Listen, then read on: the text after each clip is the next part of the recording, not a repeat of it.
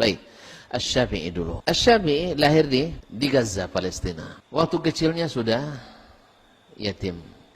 Imam Abu Hanifah anak yatim. Imam Malik anak yatim. Imam Asy-Syafi'i yatim. Imam Ahmad anak yatim. Sufyan Ats-Tsauri anak yatim. Sufyan Ibn Uyainah anak yatim. Imam Al-Bukhari anak yatim. Beliau berasal dari keturunan ke Ahlul Bait, dari Al-Muttalib. Bertemu dengan Nabi SAW di di Muttalib. Di Al-Muttalib bin Hashim. Jadi beliau termasuk Alu Baiti Rasulullah sallallahu alaihi wasallam. Umur 7 tahun sudah hafal Al-Quran 30 juz. Kemudian menuntut ilmu hadis. Guru-guru hadisnya jelas. Malik bin Anas, Imam Mazhab Maliki. Sufyan ibn Uyainah, Imam hadis dan fikih pada masanya di 2 tanah haram, Makkah dan Madinah, di Hijaz. Abdurrahman ibn Mahdi, faqihul Basra dan imam hadis di situ. Waqi' ibnul Jarrah, faqihnya Kufah.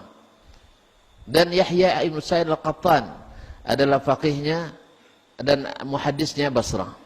Dan masih banyak, ratusan lagi guru-guru Imam Asy-Syafi'i rahimahullah yang semuanya adalah orang-orang kenamaan dan terkenal dengan Ahlus Sunnati wal Jamaah. Artinya tidak ada guru Imam Asy-Syafi'i kecuali Ahlus Sunnah wal Jamaah.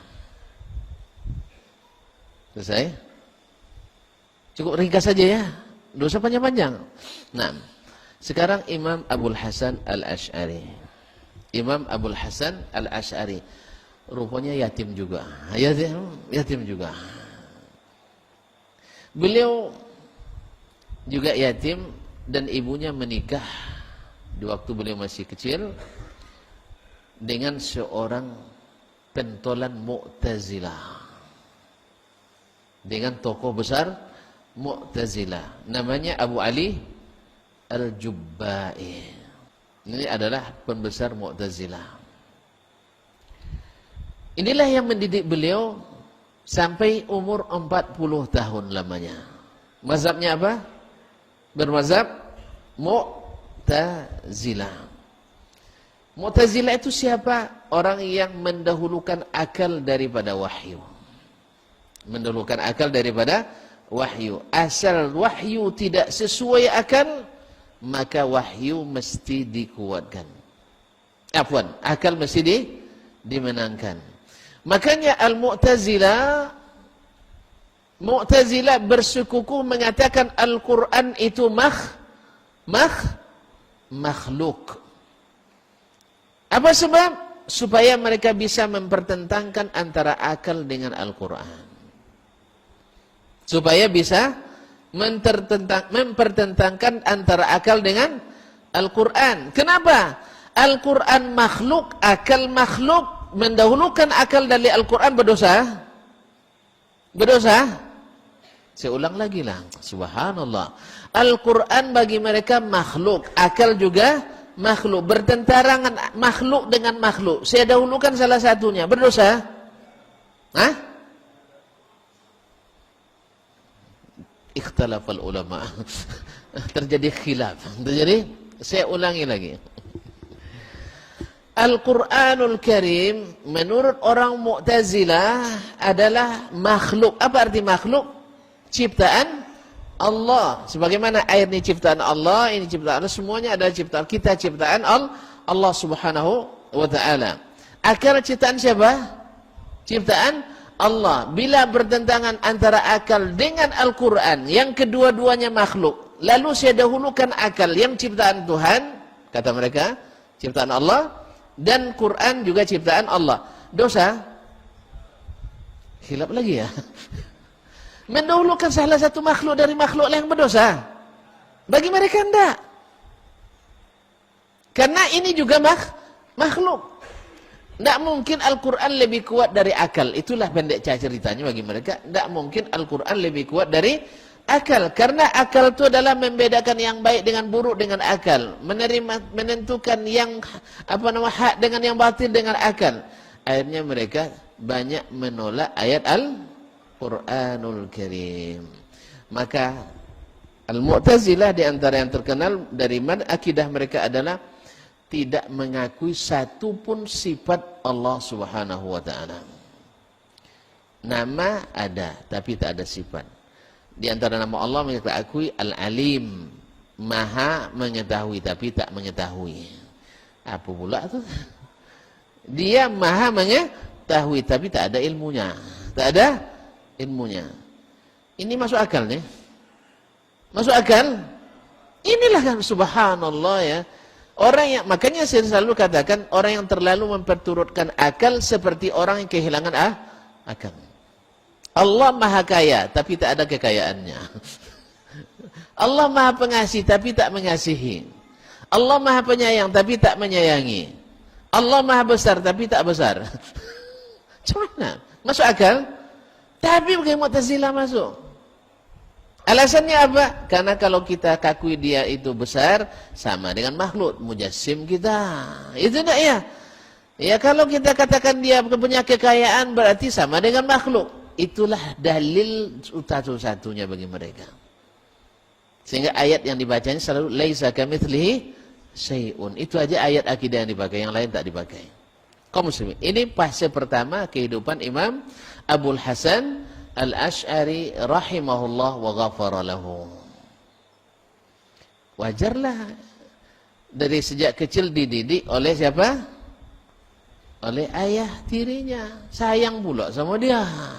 Sayang pula sama dia sampai umur 40 tahun. Tapi Allah inginkan dia untuk kembali melihat dan membahas. Bertemu pula dengan Muhammad ibn Kullab Al-Mutakallim, seorang ulama ahli kalam. Tahu ilmu kalam? Ilmu kalam tahu? Yang terang jadi kalam baginya. Yang terang jadi kalam. Itulah ilmu kalam itu. Yang dah jelas jadi tidak jelas. Yang yakin jadi ragu. Yang teguh jadi bimbang. Itulah ilmu kalam. Nah, bertemu dia dengan Muhammad ibn Kullab Al-Mutakallim. Dari situ keluar dua orang murid yang paling menonjol. Satu Abu Mansur Al-Maturidi.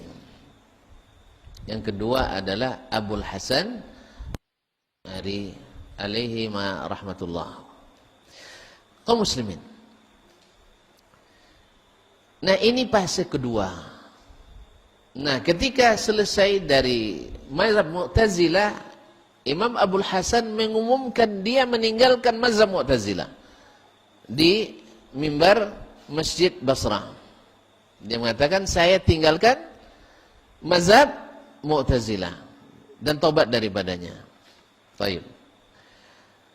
Nah, setelah itu dia pun mengembangkan ilmu Muhammad ibn Kullab dan banyak pula murid. Mereka waktu itu menganggap inilah mazhab yang paripurna. Yang paripurna karena menjembatani antara Mu'tazilah dengan Ahlus Sunnah. Pertengahan antara Al-Mu'tazilah dengan Ahlus Sunnah. Ilmu akalnya masuk, ilmu nakalnya masuk. Ini menurut mereka. Sampai akhirnya Imam Abul Hasan Al-Asy'ari bertemu dengan murid-muridnya Imam Ahmad bin Hanbal, Imam mazhab Hambali. Disitulah akhirnya Imam Abul Hasan belajar ilmu hadis. Ilmu hadis. Yaitu bagaimana mazhabnya Ahlul Hadis memahami agama ini, baik akidah maupun ibadah atau fikih. Dalam fase inilah di akhir-akhir hayatnya beliau kembali ke mazhab as-salafus salih, yaitu dengan mengakui semua sifat yang Allah sebutkan dalam Al-Quran dan disebutkan oleh Nabi SAW hadisnya, sesuai dengan kelayakan dan kepantasan yang Allah miliki serta kesempurnaannya, tanpa menyerupakannya dengan makhluk dan tanpa memvisualisasikannya, karena Allah berbicara tentang dirinya dengan bahasa Arab yang mubin, bukan bahasa teka-teki silang. Bukan bahasa teka-teki silang. Bahasa Arab itu bilisanin Arabiyyin mubin. Nah, sekarang kembali ke antara Imam Abul Hasan Al-Asy'ari dengan Imam Asy-Syafi'i. Mana yang lebih terang sejarahnya? Imam Asy-Syafi'i atau Imam Abul Hasan Al-Asy'ari? Imam Asy-Syafi'i dari awal bersih sampai akhir. Sedangkan Imam Abul Hasan Al-Asy'ari pernah berkontaminasi dengan pemikiran. Menurut tuan-tuan, susah tidak membersih yang sudah terkontaminasi? Susah atau sulit? Dua-duanya. Susah dan sulit. Sama dengan kita mengaji ini, yang belum pernah ngaji sama sekali dapat Al-Quran dan hadis, alhamdulillah, dapat Al-Quran dan hadis. Amanna bima anzalallah, ya kan, kami beriman dengan apa yang Allah turunkan. Amanna bi Rasulillah, beriman kepada apa yang Rasulullah ini kan. Mereka beriman. Tapi kalau sudah ada masuk virus sebelumnya, akhirnya yang terjadi apa? Sulit masuknya. Itulah yang saya maksudkan tadi. Subuhat lebih duluan masuk daripada ayat-ayat. Subuhat lebih masuk duluan daripada ayat-ayat. Sehingga walaupun sudah terang, tetap kambing walaupun terbang. Tetap kambing walaupun terbang. Tentu Anda pernah dengar kisah kambing terbang kan? Sudah. Kambing terbang tidak pernah dengar. Ini bukan dongeng, ini cerita nyata ini. Cerita nyata. Ada dua orang berjalan di padang pasir masa jahiliyah dahulu. Dari kejauhan terlihat benda hitam. Dari jauh. Akhirnya yang satu bilang itu adalah gagak. Yang satu bilang itu kambing. Itulah teka-teki ini. Kambing, gagak. Gagak bertengkar mereka. Seketika mau sampai ke tempat itu, terbang itu. Barang tadi.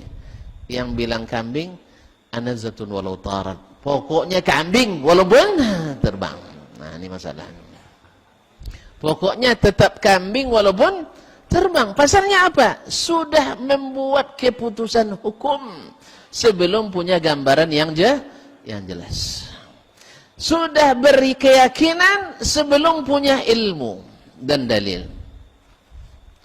Dan masalahnya imannya bukan pada Al-Quran dan hadis, bukan pada firman Allah dan sabda Rasulullah, tapi pada perkataan si anu dan si ana, si fulan dan fulana.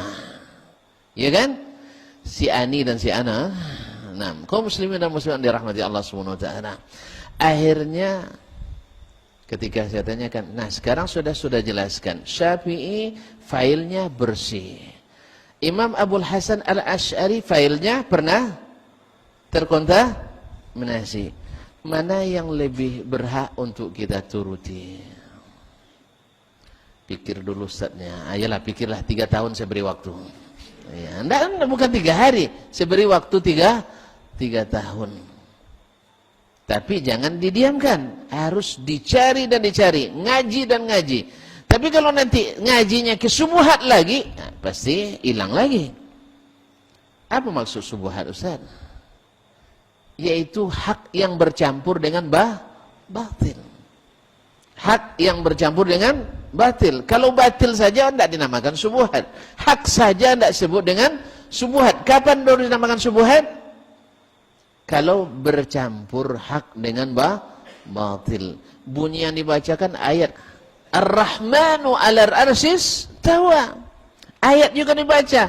Rupanya sudah ditambah dengan satu waw dan lam. Lam yaitu jadi istaula. Ini subuhat apa ini subuhat atau apa ini? Subuhat enggak? Karena yang dipakai ayat. Yang dipakai ayat untuk mengatakan sebuah yang keliru. Pada Allah Subhanahu wa taala tak pernah menafsirkan istawa dengan istaula. Tak pernah dalam tafsir Al-Quran, hadis, tak ada kan ditemukan tafsirnya adalah istawa dengan mana? Istaula. Dipakai syair jahiliyah untuk sebagai penguatnya. Yaitu di antara makna istawa, maknanya adalah istaula. Mana lebih kuat Al-Quran atau syair jahiliyah? Mana yang kuat Al-Quran apa syair jahiliyah? Nah, kaum muslimin dan muslimat dirahmati Allah. Kenapa? Karena karat-karat Mu'tazilah pada periode kedua dalam mazhab Ibnu Kullab masih ada tersisa karatnya. Tapi akhirnya Imam Abul Hasan Al-Asy'ari rahimahullah menulis 3 kitab. Yang pertama Al-Ibana fi Ushulid Diyanah, saya punya. Dan kedua ada Maqalatul Islamiyyin, dan yang ketiga adalah kitab Risalatun ila Ahli Thaqr. Semuanya kitab saya punya dan sebagian besar sudah dibaca. Nah, kaum muslimin dan muslimat dirahmati Allah, di dalam kitabnya ini Imam Abul Hasan menyatakan diri bahwa saya kembali ke mazhabnya Imam Ahmad bin Hanbal dalam berakidah.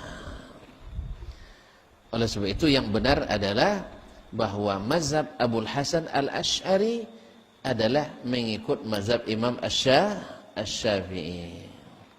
Oleh sebab itu, ikutlah Imam Asy-Syafi'i, Anda otomatis jadi Asy'ari. Tapi kalau ikut Asy'ari, tak ikut Syafi'i, Anda tidak akan masuk mazhab Syafi'i. Mana yang lebih hebat?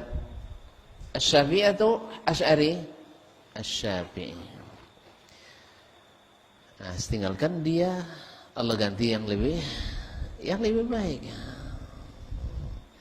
Ya tinggalkan dia, Allah ganti yang lebih baik. Mana yang lebih hebat, Asy-Syafi'i daripada Asy'ari? Lebih baik. Asy-Syafi'i ahli di hadis, Asy'ari tidak tersebut. Asy-Syafi'i ahli di tafsir, Abul Hasan Asy'ari tak tersebut. Asy-Syafi'i ahli di bidang al-lughah al-arabiyyah, Imam Abul Hasan Asy'ari tak tersebut. Imam Asy-Syafi'i ahli di bidang at-tarikh, sejarah, Abul Hasan tak tersebut. Imam Asy-Syafi'i rahmatullahi alaih, guru-gurunya semuanya Ahlus Sunnah. Abul Hasan Asy'ari gurunya ramas, bermacam-macam. Imam Asy-Syafi'i rahimahullah ta'ala bertemu dengan imam-imam yang lain mazhabnya dalam akidah. Abul Hasan tidak bertemu dengan mereka kecuali dalam fase terakhir. Oleh itu kaum muslimin dan muslimat dirahmati Allah, nah sekarang tinggal memilih. Nanti Allah ganti yang lebih baik. Cuman subuhat senantiasa mengganggu kita untuk memilih mana yang lebih baik.